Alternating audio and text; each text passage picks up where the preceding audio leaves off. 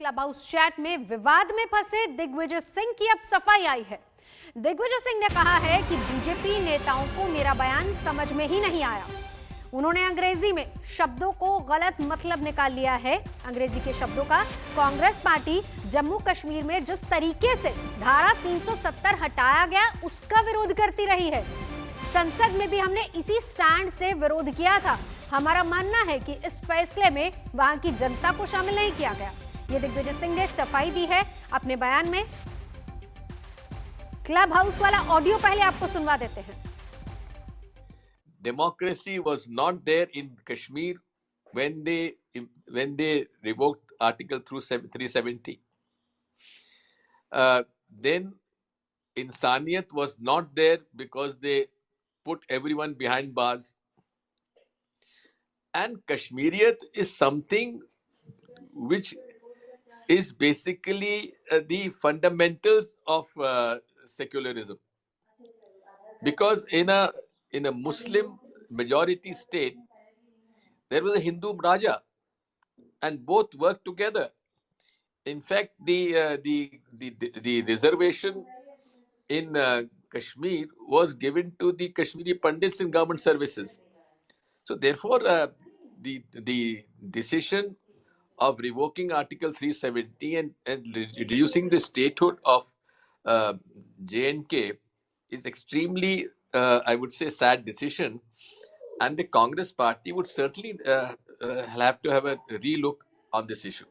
तो यही था क्लब हाउस वाला ऑडियो, और इसके तुरंत बाद से, इस चैट के सामने आने के बाद से ही बीजेपी ने कांग्रेस पर धुआंधार वार शुरू कर दिए। संबित पात्रा ने बाकायदा प्रेस कॉन्फ्रेंस की और कांग्रेस पर पाकिस्तान से साठगांठ का आरोप सीधे तौर पर लगा दिए। यहां तक कि उन्होंने कहा कि कांग्रेस को इंडियन नेशनल कांग्रेस से नाम बदलकर ANC यानी कि एंटी नेशनल कांग्रेस रख लेना चाहिए। दिग्विजय सिंह जी का यह कहना कोई नई बात नहीं है कि बंधुगण, मगर एक सीरियसनेस के साथ हम ये कहना चाहते हैं कि ये कोई वन रैंडम स्टेटमेंट, ये किसी एक कांग्रेस के व्यक्ति का पर्सनल विचार हो, निजी विचार हो या व्यक्तिगत विचार हो, ऐसा नहीं है। कुछ दिनों पहले हमने एक टूल किट के विषय में भी जिक्र किया था। ये सारा जो आप देख रहे हैं, ये सारा उस टूल किट का हिस्सा है। All this is part of the toolkit of Congress party. Digvijay Singh ji ने धन्यवाद देते हैं, थैंक यू। थैंक यू कहने के बाद दिग्विजय सिंह जी ओब्लाइज करते हैं और उत्तर देते हैं कि अगर मोदी जी हट जाते हैं सत्ता से तो जो कश्मीर पॉलिसी होगी उसके अंतर्गत कांग्रेस की जो सरकार आएगी वो आर्टिकल 370 को फिर से रिवोक कर देगी, अर्थात आर्टिकल 370 को 370 को जम्मू कश्मीर में पुनः स्थापित करेगी। आप सोचिए जरा, ये दो चीजें दर्शाता है। एक तो कांग्रेस का पाकिस्तान के साथ साठगांठ, कांग्रेस का पाकिस्तान के साथ खड़ा होना, दोनों के विचार एक जैसे हैं। कांग्रेस और पाकिस्तान के विचार एक जैसे। कई सौ हिंदुस्तान के लॉ है, कानून है, जो हिंदुस्तान में लागू होते थे और जम्मू कश्मीर में लागू नहीं होते थे। आज वो वहां लागू हो रहे हैं, वहां के लोगों का जीवन सुचारू रूप से आगे बढ़ रहा है। उसके खिलाफ भी कांग्रेस एक वातावरण तैयार करना चाहती है। बंधुगण, एक पैटर्न है। आप अगर डॉट्स को ज्वाइन करेंगे तो आप देखेंगे आज जो दिग्विजय सिंह जी ने कहा है, मुझे तो पूरा शक है कि ये पूरा का पूरा स्टेज मैनेज था। उस पत्रकार को दिग्विजय सिंह या कांग्रेस पार्टी के किसी बड़े नेता ने ही कहा होगा कि ये सवाल आप पूछना। ऐसा नहीं है कि उसने कोई रैंडम सवाल पूछ लिया। ये सब स्टेज मैनेज्ड होता है, ये टूल किट का हिस्सा है। मौसमी सिंह मेरी सहयोगी इस वक्त हमारे साथ जुड़ चुके हैं। मौसमी सिंह, अब बात निकली है, दूर तक जाएगी और बवाल होगा, विवाद होगा, जो कि शुरू हो चुका है। इस पर दिग्विजय सिंह की सफाई, असल में वो कहना क्या चाह रहे थे?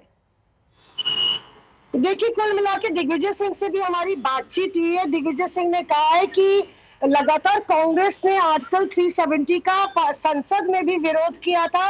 ये पहली बार नहीं है जब ये कांग्रेस पार्टी कह रही है कि बहुत जल्दबाजी में बिना राय शुमारी के आर्टिकल 370 को जैसे लाया गया वो एकदम ठीक नहीं है। संसद में भी जो है लगातार जिस तरह से जिस स्थिति में उस बिल को पारित किया गया वो भी सही नहीं है, और वो कहीं ना कहीं संविधान को ताक में रख के किया गया। इसीलिए दिग्विजय सिंह इनफैक्ट जस्टिफाई कर रहे हैं कि जो उन्होंने कहा वो गलत नहीं है। हालांकि कंसिडर करना, यानी कि शब्दों के हेरफेर में वो साफ तौर पे कह रहे हैं कि कंसिडर करना, विचार विमर्श करना होता है, सोचना होता है। ऐसा नहीं है कि कांग्रेस पार्टी ये करेगी, पर मंथन और सोच विचार करेगी कांग्रेस पार्टी। इसमें अगर उन्होंने कहा है तो कोई गलत नहीं है। जी। और किसी भी बात को लेकर रायशुमारी होनी चाहिए।